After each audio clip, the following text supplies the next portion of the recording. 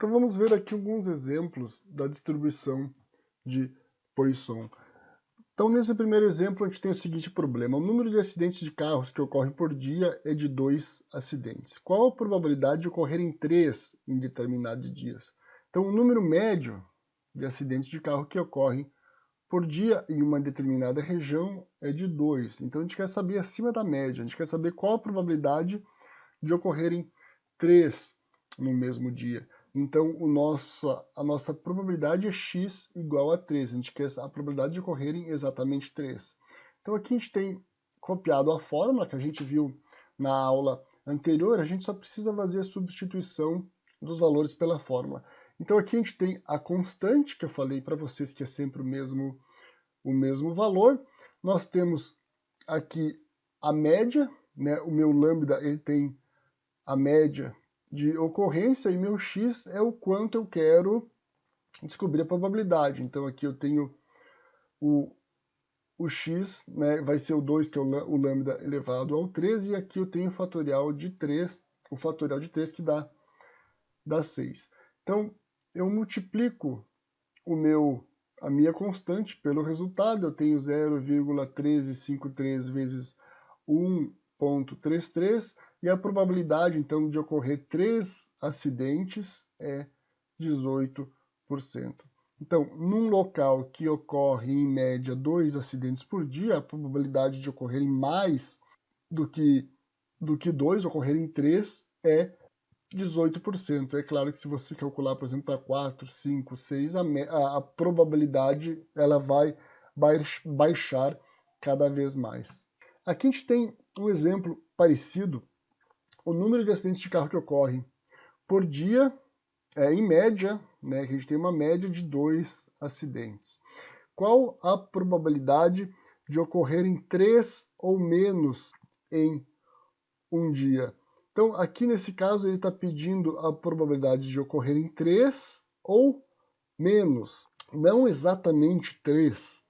Né? Então, nesse caso, a gente tem que calcular todas as probabilidades. Né? Tem que calcular a probabilidade de não ocorrer nenhum, a gente tem que calcular a probabilidade de ocorrer 1, 2 e 3 acidentes, porque o nosso problema 3 ou menos, né, o x menor que x, ele nos obriga a somar todas essas probabilidades, porque todas essas estão incluídas no universo de probabilidades de acidentes. Então, aplicando a mesma fórmula lá, nós temos probabilidade de não ocorrer nenhuma, a probabilidade de ocorrer 1, a probabilidade de ocorrer 2 e a probabilidade de ocorrer 3. Então, a probabilidade de ocorrer 3 ou menos é de 85,7%. Então, é uma probabilidade muito alta, porque inclui o próprio 2, né, que é a média de acidentes que acontecem por dia.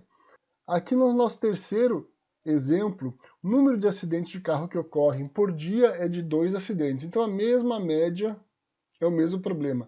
Qual a probabilidade de ocorrerem mais de 3 acidentes em um dia? A fórmula é a mesma, porém a gente tem um problema do tipo maior que. Então é a mesma questão lá da probabilidade normal, que ela é cumulativa, e você vai pegar o lado direito da cauda e você tem que diminuir toda a probabilidade para você ter o lado direito.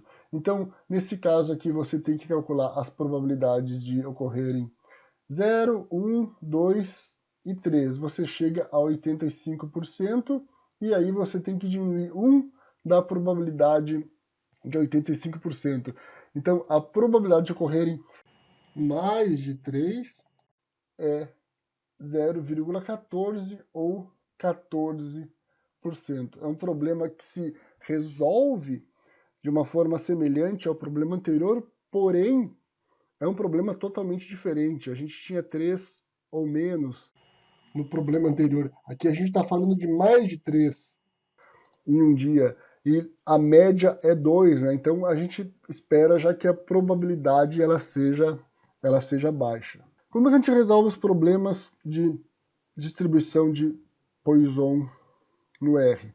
Então, se você tem uma probabilidade exata, por exemplo, 2 acidentes em um dia, você vai usar a função depois, passando o x e o lambda, né? O x é a probabilidade que você procura e o lambda é a quantidade média de eventos que ocorrem no dia. Se você está procurando uma probabilidade menor que, é a mesma coisa, você vai usar